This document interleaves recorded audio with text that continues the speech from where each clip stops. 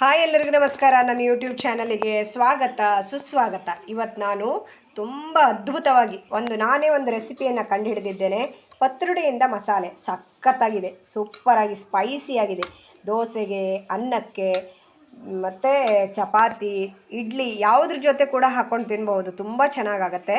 ಈಗ ಮಾಡುವ ವಿಧಾನವನ್ನು ನಾನು ನಿಮಗೆ ತೋರಿಸ್ಕೊಡ್ತಾ ಹೋಗ್ತೇನೆ ನಾನು, ಓಕೆನಾ? ಪತ್ರೊಡೆಯಿಂದ ಒಂದು ಮಸಾಲೆಯನ್ನು ಮಾಡೋದು ಹೇಳ್ಕೊಡ್ತೇನೆ, ಅದ್ಭುತವಾಗುತ್ತೆ.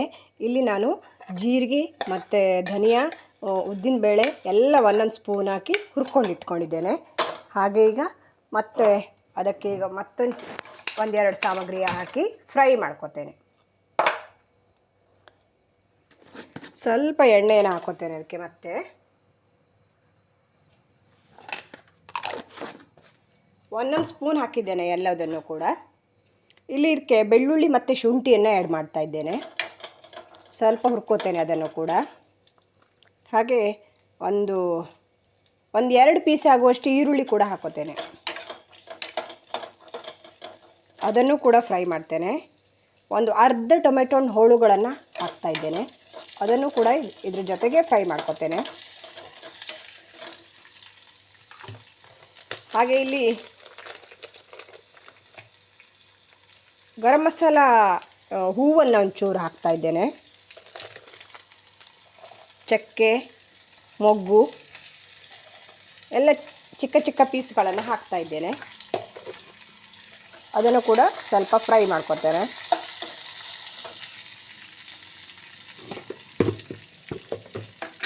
ಹಾಗೆ ಇಲ್ಲಿ ಒಂದು 5-6 ಒಣಮೆಣಸನ್ನು ಕೂಡ ಫ್ರೈ ಮಾಡ್ತೇನೆ ಇದ್ರ ಜೊತೆಗೆ ಹಾಕಿ. ತುಂಬ ಚೆನ್ನಾಗಾಗುತ್ತೆ ಈ ಮಸಾಲೆ. ಇದು ನಾನೇ ಕಂಡುಹಿಡಿದ ಮಸಾಲೆ. ಸ್ವಲ್ಪ ಖಾರವಾಗಿರಬೇಕು.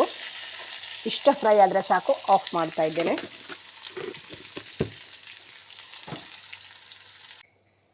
ಈಗ ಸ್ವಲ್ಪ ತೆಂಗಿನ ತುರಿಯನ್ನು ತಗೋತೇನೆ.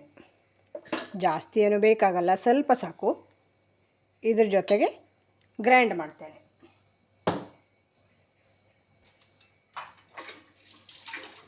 ಈಗ ಹುರಿದ ಮಸಾಲೆಗಳನ್ನೆಲ್ಲ ಹಾಕಿ ಗ್ರೈಂಡ್ ಮಾಡ್ಕೊತೇನೆ.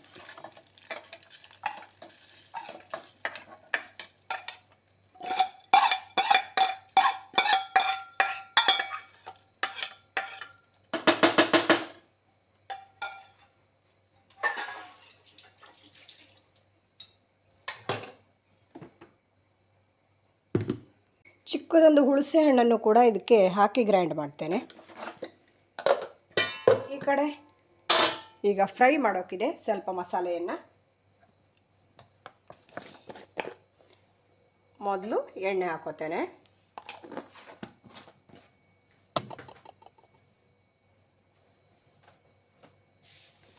ಹಾಗೆ ಇದಕ್ಕೆ ಸ್ವಲ್ಪ ಒಂದು ಅರ್ಧ ಟೀ ಸ್ಪೂನ್ ಆಗುವಷ್ಟು ಉದ್ದಿನಬೇಳೆಯನ್ನು ಹಾಕ್ತಾ ಇದ್ದೇನೆ.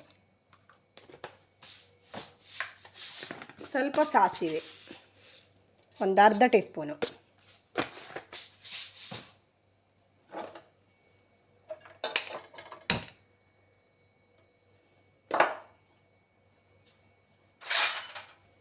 ಈಗ ಅದು ನೀಟಾಗಿ ಫ್ರೈ ಮಾಡೋಣ.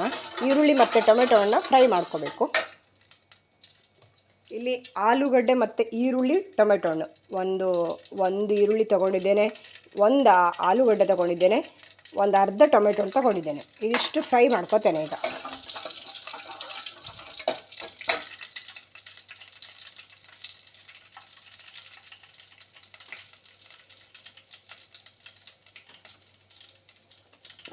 ಸ್ವಲ್ಪ ಅರಿಶಿಣವನ್ನು ಕೂಡ ಹಾಕ್ತಾ ಇದ್ದೇನೆ. ಈಗ ಇವಿಷ್ಟು ಒಟ್ಟಿಗೆ ಫ್ರೈ ಮಾಡ್ಕೊತೇನೆ.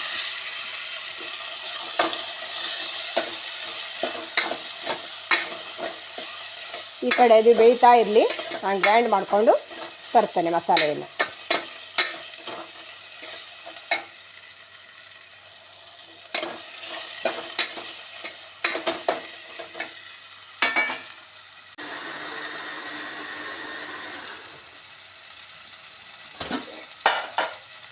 ಇಲ್ಲಿ ನಾನು ತೊಗರಿಬೇಳೆ ಮತ್ತು ಹಳಸಂಡೆ ಕಾಳನ್ನು ಬೇಯಿಸಿಟ್ಟಿದ್ದೇನೆ, ಅದನ್ನು ಇದಕ್ಕೆ ಆ್ಯಡ್ ಮಾಡ್ತಾ ಇದ್ದೇನೆ.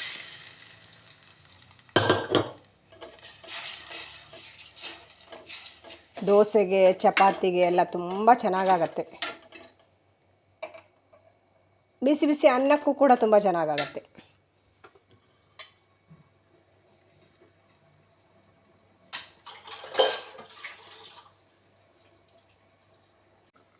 ಈಗ ಇಲ್ಲಿ ಫುಲ್ ನೈಸ್ ಪೇಸ್ಟ್ ಆಗಬೇಕು. ಇದು ಫುಲ್ ನೈಸ್ ಪೇಸ್ಟ್ ಮಾಡಿ ತಂದಿದ್ದೇನೆ. ಈ ಕಡೆ ಇದು ಬೇಯ್ತಾ ಇದೆ. ಆಲೂಗಡ್ಡೆ ಚೂರು ಬೆಂದಿದೆಯಾ ನೋಡ್ಕೊಬತ್ತೀನಿ. ಇನ್ನೊಂದು 5 ನಿಮಿಷ ಬೇಕಾಗತ್ತೆ. ಈಗ ಆಲೂ ಬೆಂದಿದೆ. ಇದಕ್ಕೆ ಉಪ್ಪನ್ನು ಹಾಕೋಣ. ರುಚಿಗೆ ತಕ್ಕಷ್ಟು ಉಪ್ಪನ್ನು ಹಾಕೋಣ.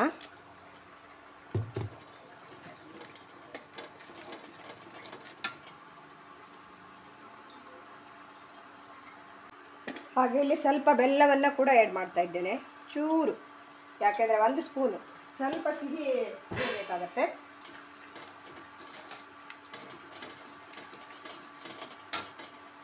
ಈ ಫೈನಲಿ ಮಸಾಲೆಯನ್ನು ಆ್ಯಡ್ ಮಾಡ್ತಾ ಇದ್ದೇನೆ. ಸ್ವಲ್ಪ ನೀರು ಕೂಡ ಸೇರಿಸ್ಬೋದು.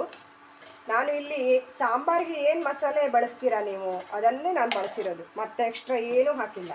ಜೀರಿಗೆ, ಸಾಸಿವೆ, ಧನಿಯಾ ಮತ್ತು ಎಲ್ಲ 1 ಸ್ಪೂನ್ ಹಾಕಿದ್ದೇನೆ ಅಷ್ಟೇ. ಈಗ ಸ್ವಲ್ಪ ನೀರನ್ನು ಕೂಡ ಆ್ಯಡ್ ಮಾಡ್ತೇನೆ.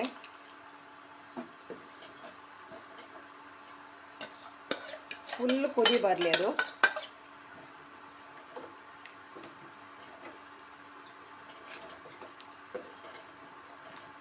ಈಗ ಇದಕ್ಕೆ ನಾನು ಆ್ಯಡ್ ಮಾಡ್ತಾ ಇದ್ದೇನೆ ಸ್ಪೆಷಲ್ ವಸ್ತುವನ್ನು ಒಂದು ಆ್ಯಡ್ ಮಾಡ್ತಾ ಇದ್ದೇನೆ. ಈಗ ಇದಕ್ಕೆ ಮೇಲ್ಗಡೆಯಿಂದ ಪತ್ರೊಡೆಯನ್ನು ಹಾಕ್ತಾ ಇದ್ದೇನೆ. ಇದು ಇದರೊಳಗೆ ಫುಲ್ ಕುದಿ ಬರಬೇಕು. ಹೋಳುಗಳ ಥರ ತಿನ್ನೋಕ್ಕೂ ಕೂಡ ತುಂಬ ಚೆನ್ನಾಗಾಗತ್ತೆ. ಗ್ರೇವಿ ಥರ ಆಗತ್ತೆ.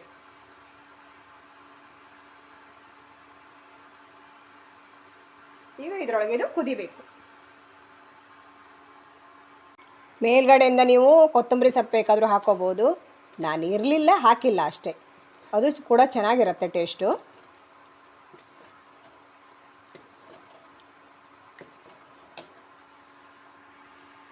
ಇಲ್ಲಿ ನಾನು ಕರಿಬೇವನ್ನು ಆ್ಯಡ್ ಮಾಡ್ತಾ ಇದ್ದೇನೆ. ಎಷ್ಟು ಚೆನ್ನಾಗಿ ಬಂತು ಗೊತ್ತಾ, ಸಖತ್ತಾಗಿರುತ್ತೆ.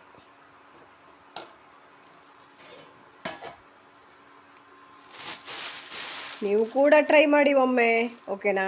ಆಮೇಲೆ ಕಮೆಂಟ್ ಬಾಕ್ಸಲ್ಲಿ ಹೇಳಿ ನನಗೆ ತುಂಬ ಚೆನ್ನಾಗಾಗಿದೆಯಾ, ಹೇಗೆ ಬಂದಿದೆ ಅಂತ ಹೇಳಿ.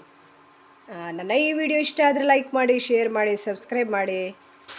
Thank you so much friends. Bye bye. ಮತ್ತೆ ಮುಂದಿನ ವಿಡಿಯೋದಲ್ಲಿ ಮತ್ತೆ ಸಿಗ್ತೇನೆ.